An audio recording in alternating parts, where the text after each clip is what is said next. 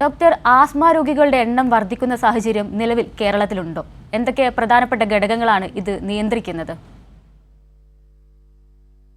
Asthma ഒരു common അസുഖമാണ്. അതിന്റെ എണ്ണം കൂടുന്നുണ്ടോ കുറയുന്നുണ്ടോ നമുക്ക് അത്രയും നല്ല രീതിയിലുള്ള സ്റ്റാറ്റിസ്റ്റിക്സ് കേരളത്തിൽ ഇല്ല.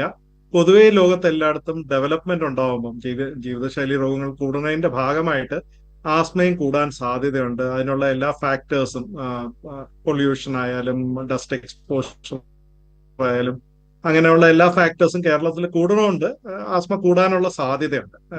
ചികിത്സയ്ക്ക് വരുന്ന രോഗികൾ ആസ്മ ഉള്ള പേഷ്യൻസിന് എണ്ണവും കൂടുന്നുണ്ട്.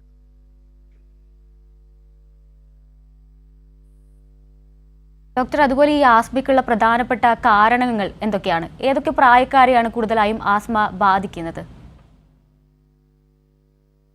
ആസ്മ ഒരു ജനറ്റിക് ഡിസീസാണ്.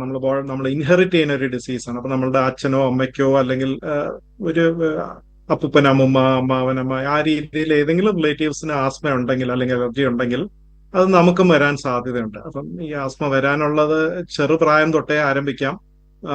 കൊച്ചു കുട്ടികൾക്ക് അലർജി വരുന്നത് പലപ്പോഴും അലർജിക് ഈ സ്കിന്നിലൊക്കെ അലർജി ആയിട്ട് വരാം, തുമ്മലായിട്ട് വരാം. പക്ഷെ അത് കുറച്ചുകൂടെ കുട്ടികൾ വലുതായി വരുമ്പം ആസ്മയായിട്ട് മാറുകയും ഒരു പ്രായം ആയിക്കഴിഞ്ഞാൽ പൂർണ്ണമായിട്ട് ആസ്മ മാത്രമേ ഉണ്ടാവുള്ളൂ. ബാക്കിയുള്ള അലർജിയൊക്കെ കുറയാനും സാധ്യതയുണ്ട്. അലർജിക് മാർച്ച് എന്ന് പറയും. കുട്ടിക്കാലം തൊട്ട് ആരംഭിക്കാം. സാധാരണ ചെറുപ്പത്തിലെ ആസ്മ ഉണ്ടാവും. പക്ഷെ ചില ആൾക്ക് മെച്യൂരിറ്റി ഓൺസെറ്റ് ആസ്മ എന്ന് പറഞ്ഞ് പ്രായം കൂടിക്കഴിയുമ്പോൾ മാത്രം ആസ്മ വരുന്ന ഒരു ചെറിയ പ്രൊപ്പോർഷൻ ഓഫ് ആളുകളും ഉണ്ട്. അപ്പൊ സാധാരണഗതിയിൽ നമ്മളവിടെ വരുന്ന ആസ്മയുള്ള രോഗികളിൽ മിക്കവാറും എല്ലാവർക്കും ചെറുപ്പകാലത്തിൽ, കുട്ടിക്കാലത്തോ അല്ലെങ്കിൽ ഒരു അഡോളസൻസിലോ ആസ്മയുടെ ലക്ഷണങ്ങൾ ഉണ്ടാവും. പാരമ്പര്യത്തോടൊപ്പം തന്നെ ഈ ജീവിതശൈലി മറ്റു കാരണങ്ങളൊക്കെ തന്നെ ആസ്മയുമായി എങ്ങനെയാണ് ബന്ധപ്പെട്ടിരിക്കുന്നത്? ആസ്മ ജീവിതശൈലി പല പല ഫാക്ടേഴ്സ് ഉണ്ട്. ആസ്മയുടെ റിസ്ക് ഫാക്ടേഴ്സ് നമ്മൾ എടുക്കുമ്പോൾ, ഫോർ എക്സാമ്പിൾ നമ്മുടെ നാട്ടിൽ അത്രയും കോമൺ അല്ല. പക്ഷേ അമ്മമാര്, പ്രഗ്നന്റ് ആളുകൾ, പ്രഗ്നന്റ് വിമൻ പ്രഗ്നൻസി സമയത്ത് പുകവലിച്ചു കഴിഞ്ഞാൽ കുട്ടിക്ക് ആസ്മയ്ക്കുള്ള സാധ്യത കൂടുതലാണ്. ബ്രസ്റ്റ് ഫീഡിങ് ആസ്മയ്ക്ക് പ്രൊട്ടക്ഷൻ ആയിട്ടുണ്ട്. കുട്ടികൾക്ക് ചെറുപ്പത്തിൽ ഒബീസിറ്റി ഉണ്ടെങ്കിൽ, വണ്ണം കൂടുതലായിട്ടുണ്ടെങ്കിൽ അവർക്ക് ആസ്മ വരാനുള്ള സാധ്യത കൂടുതലാണ്.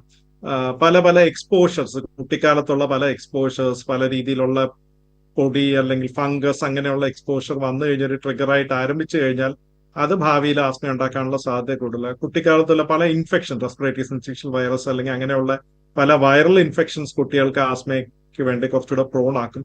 അപ്പൊ അങ്ങനെ പല പല റിസ്ക് ഫാക്ടേഴ്സ് ഉണ്ട്. ഇതെല്ലാം ആസ്മ ആരംഭിക്കാനായിട്ടുള്ള ഫാക്ടേഴ്സ് ആകാം. പക്ഷെ ആസ്മ ഒരു കുട്ടിക്കോ അല്ലെങ്കിൽ ഒരു അഡൽറ്റിനോ ആരംഭിച്ചു കഴിഞ്ഞാൽ പിന്നെ ആസ്മ കൂടെ വരാൻ അല്ലെങ്കിൽ ആസ്മയുടെ ശക്തി കൂടുതലായിട്ട് വരാനായിട്ടുള്ള ഫാക്ടേഴ്സ് നമ്മൾ ട്രിഗേഴ്സ് എന്ന് പറയും. അപ്പൊ അങ്ങനെയുള്ള വീട്ടിനകത്തുള്ള പൊടി അല്ലെങ്കിൽ പുക അല്ലെങ്കിൽ ആനിമലിന്റെ വീട്ടിലെ പൂച്ച അങ്ങനെയുള്ളതിന്റെ ഫർ അല്ലെങ്കിൽ അങ്ങനെയുള്ള സാധനങ്ങൾ, അങ്ങനെ പല ഫാക്ടേഴ്സും ആസ്മയ്ക്ക് ഒരു ട്രിഗർ ആയിട്ട് വരാം. പല മരുന്നുകളും അങ്ങനെ ട്രിഗർ ആയിട്ട് വരാം. ആസ്മ അൺകൺട്രോൾഡ് ആയിരിക്കുന്ന കുട്ടികൾക്കോ അല്ലെങ്കിൽ അഡൽസിനോ എക്സസൈസ് ഒരു ട്രിഗർ ആയിട്ട് വരാം. ഇമോഷൻസ് ഒരു ട്രിഗർ ആയിട്ട് വരാം. ഈവൻ ചിലര് വളരെ സന്തോഷത്തോടെ ചിരിച്ചാൽ വരെ അത് ആസ്മയ്ക്ക് ട്രിഗർ ആയിട്ട് വരാം. പല പെർഫ്യൂംസ് ട്രിഗർ ആയിട്ട് വരാം. ഇതിനെയൊക്കെ ട്രിഗേഴ്സ് എന്ന് പറയുന്നത് ആസ്മ ഉണ്ടായ ഒരാൾക്ക് ആസ്മ കൂടുതലായിട്ട് വരാനുള്ള കാരണങ്ങൾ നേരത്തെ ഞാൻ ആദ്യം പറഞ്ഞത്. ആസ്മ ഇല്ലാത്ത ഒരാൾക്ക് ആസ്മ ആരംഭിക്കാനുള്ള ഫാക്ടേഴ്സ് കുറെ ഉണ്ട്. അതാണ് നേരത്തെ പറഞ്ഞത്.